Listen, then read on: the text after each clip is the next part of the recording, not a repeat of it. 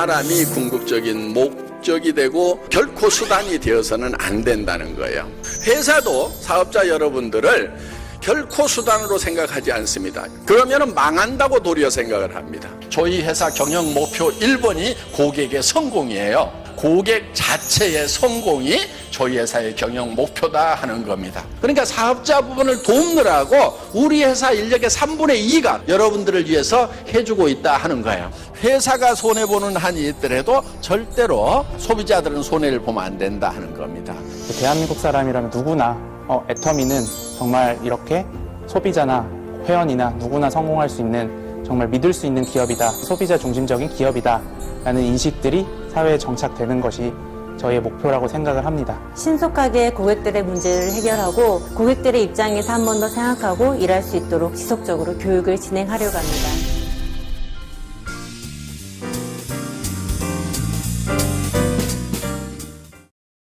교토 삼글은 교는 교활할 고자 또는 꽤 많을 교자입니다. 꽤 많은 토끼는 굴을 3개 파야 살아남는다. 이게 이 사마천의 사기 맹상군 열전에 나오는 이야기인데요. 오늘날도 마찬가지예요. 오늘날도 굴을 3개 파지 않으면 노후가 상당히 불안하게 돼요. 굴 하나는 정부가 파줍니다. 국민연금이라는 게 있어요. 그러나 그것만 가지고는 호구지책이 거의 해결되지 않습니다.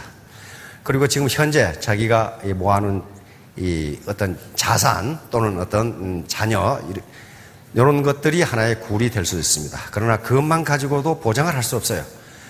또 어떤 분들은 공직에 오래 계셨다든가 또는 교직에 오래 계신 분은 그 연금을 받습니다.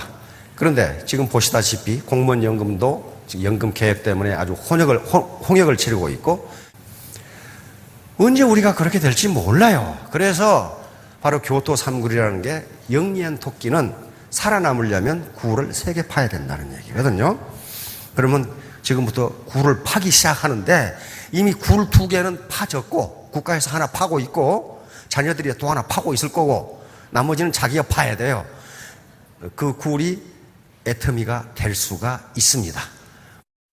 자, 토끼와 거북의 경주 누가 이겼어요? 거북이 이겼어요. 이거 모르시는 분 없어. 근데 한 가지 질문을 더 해보세요. 왜 거북이 이겼냐? 그렇게. 바로 이거예요. 거북은 절대 목표를 보고 뛰었어요. 거북은 여기를 보고 뛴 거야. 토끼가 쌩 지나갔는데 만약에 이 절대 목표를 보지 않으면 거북은 못 가요. 중도에 포기해야 됩니다. 근데 토끼는 뭘 보고 뛰었냐? 상대 목표. 다시 말하면 내가 거북보다 빠르다. 그것만 보고 뛰었어요. 그러니까 내가 거북보다 빠르니까 거북만 보니까 거북이 저기 늦게 와. 늦게 오니까 나는 잠자도 돼. 이렇게 생각합니다. 그러니까 항상 요 절대 목표. 내가 3년 후에 스타마스터 되겠다. 그럼 요것만 보고 뛰세요. 옆에 사람이 빨리 가느냐, 느리게 가느냐. 그건 그렇게 중요한 것이 아닙니다. 다시 말하면 가는 방법이 중요한 게 아니고 가는 방향이 중요해요. 가는 방향이죠. 자기가 올바른 방향으로 가고 있다면 계속 가면 목표를 점령할 수 있습니다. 자, 다음. 이것은 논리학에서 굉장히 유명한 당나귀론입니다. 14세기에 프랑스의 스콜라 철학자이자 신부님이신 비르당이라는 분이 학자이기 때문에 인간의 의사결정의 모순을 지적하는 글에서 이걸 언급함으로써 비르당의 당나귀라는 이름이 붙었고 용어가 생겼습니다. 근데 이 중에도 혹시 비르당의 당나귀가 있을지도 몰라요. 배고픈 당나귀가 배가 고파 가다가 건초를 발견했어요. 이 맛있는 건초를 발견했는데 같은 거리에 건초가 또 하나 있어.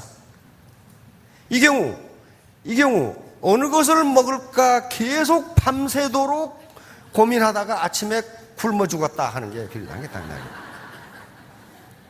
논리학에서 아주 유명한 역설입니다. 다시 말하면 두 개의 선택 가능성이 있는데 두 개가 현계간 차이가 난다면 인간은 의사결정하기가 쉽다. 그런데 거의 유사해서 우열을 가릴 수가 없어. 이 경우에는 우물쭈물 망설이다가 결국 아무것도 얻지 못한다. 그런 경우를 저는 봤어요. A라는 미인과 선을 봤어. 아이고 괜찮아. B라는 미인과 선을 봤어. 아이고 이것도 괜찮아. 둘 중에 하나가 영 영 그저 그러면 선택하면 되는데 똑같아. 그래서 A를 선택할까? 그런데 B가 아까워.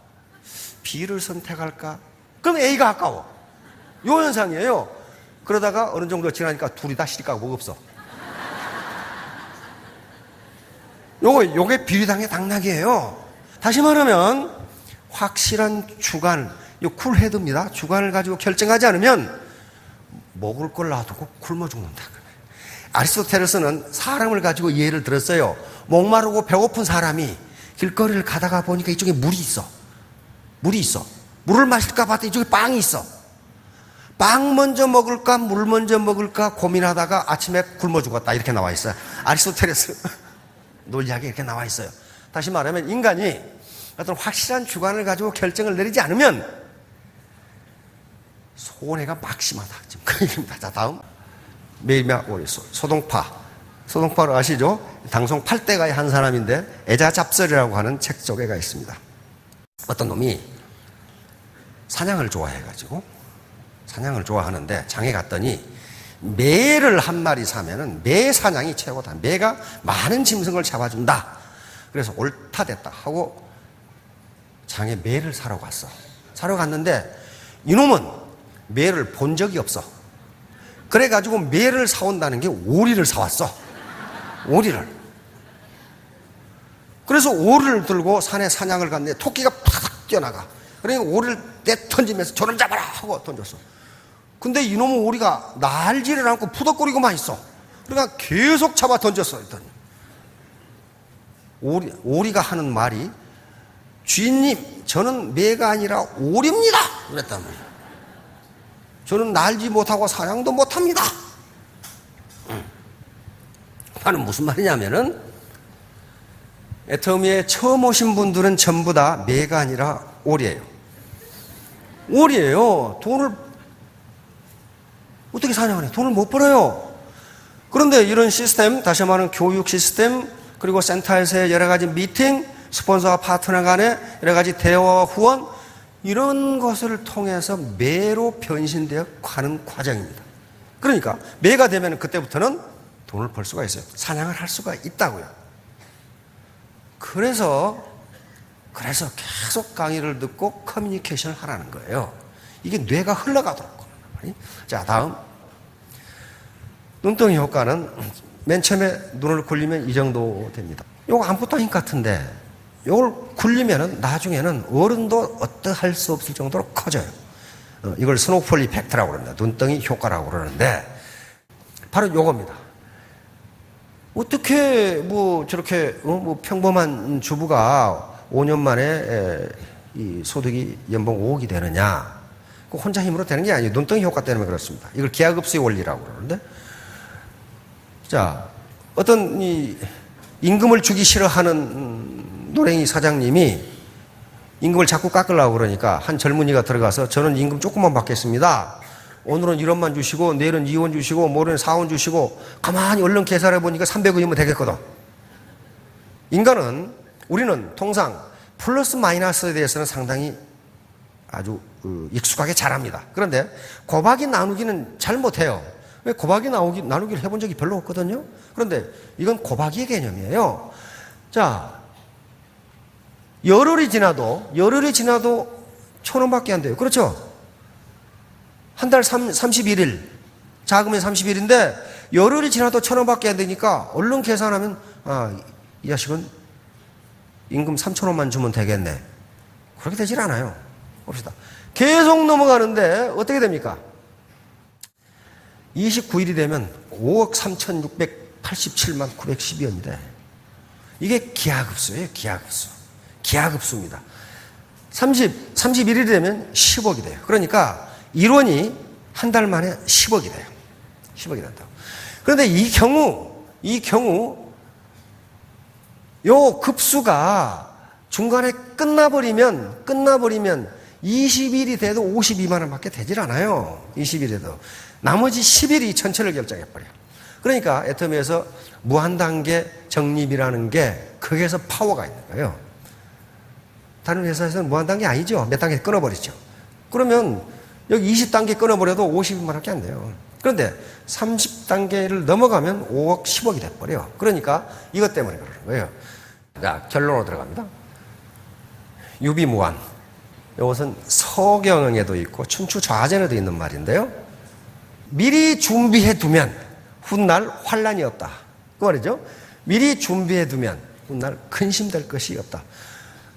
젊었을 때는 내가 벌어서 먹고 살면 되지 그러는데 벌써 이제 연륜이 많아지면은 몸을 제대로 움직이기가 힘들어요. 그래서 구를 3개 파라는 거예요. 국민연금 하나 드셨을 거고 또 공직에 오래 계셨던 분들 연금이 있을 테고 근데 또 공무원들도 요즘 좀 불안하죠. 계속 깎는다고 난리를 치고 있으니까 언제 그것이 반토막이 나버릴지 그건 알 수가 없어요. 우리만 아니고 전 세계가 다 그렇습니다. 그래서 거한 사이 편안할 때 위기를 생각하라. 편안할 때 문제가 편안하냐? 그래도 내가 사지를 움직일 수 있고 내가 주도적으로 판단할 수 있고 이걸 편안하다고 보시면 됩니다. 편안하다고 보시면 됩니다. 이게 춘추좌전에 있는 얘기입니다. 그 다음에 선직제인. 이것은 사기 바로 항우장수, 항우장사를 써놓은 항봉기에 들어있어요. 먼저 선수를 치면 다른 사람을 제압할 수 있다. 항우가 이런 말을 하면서 먼저 선수를 친 겁니다. 다시 말하면 남보다 앞서서 일을 도모하면 앞지를 수 있다. 앞지를 수 있다. 아까 비료당의 당나귀처럼 이거 할까 저거 할까 하다가 결국 굶어 죽어버리듯이 그렇게 우유부단하게 결심을 못하면 어떻게 되나? 다른 사람에게 제압 당합니다. 선적죄인 잊지 마세요. 선적죄인. 자, 다음. 요 병에다가 파리하고 벌을 집어넣었어. 벌을 집어넣고 어두운 곳으로 병의 입구를 이렇게 놔뒀어. 그런데 벌은 고정관념이 있답니다. 벌의 고정관념은 뭐냐 하면은 탈출구는 밝은 곳에 있다. 요 고정관념이 있어요. 요걸 버리지를 못해. 근데 일반적으로는 맞아요. 그렇죠? 탈출구는 밝은 곳에 있다. 근데 파리 놈은 막무가내야. 그건 나는 모르겠고. 여기다 둘을 집어넣었더니 벌은 계속 밝은 곳으로 가는 거예요. 얘가 여기서 굶어 죽어. 파리 이놈은 아무데나 돌아다니다가 탈출을 해. 어둡고 밝고 나는 그건 모르겠고 탈출을 해. 다시 말하면 어두운 곳에도 문이 있을 수 있다. 어두운 곳에도 문이 있을 수 있다. 네트워크 마케팅 말을 근사하죠. 쉽게 말하면 다단계. 이게 어두운 곳일지도 몰라요, 사람들이. 그러나 우리는 밝은 곳으로 가고 있습니다. 이곳에 구를 팔 수 있는 문이 있을 수 있다. 최종 결심은 자신의 몫입니다. 자, 나쁜 태도는 펑크난 타이어와 같다. 만일 당신이 그걸 갈아 끼우지 않는다면 당신은 결코 아무 데도 갈 수 없다. 타이어가 펑크나 나쁜 태도가 같다면 부정적인 태도, 교만, 불통, 핑계, 게으름, 비도덕적인 행동, 이기주의, 아까 처음에 합리적 바보처럼. 다음. 자, 태도, 애티튜드죠. 영어 알파벳을 꼭 이렇게 만들어놨어요. 싹 합해보면 순서 100점이 딱 나와요. 그런데 우리의 능력은 1%면 되고 나머지 전부 태도와 관련되는 겁니다. 그런데 이 능력이 가만히 있는 게 아니고 이 능력은 오리예요, 오리. 계속 커뮤니케이션을 통해서 애터미의 정신, 원칙 중심, 그리고 동반성장, 나눔의 문화를 계속 하다 보면 드디어 오리가 매가 돼서 월천택, 월천남이 됩니다. 자, 5년 후, 3년 후에 포기하지 마시고 전부 부자가 되시기 바랍니다. 감사합니다.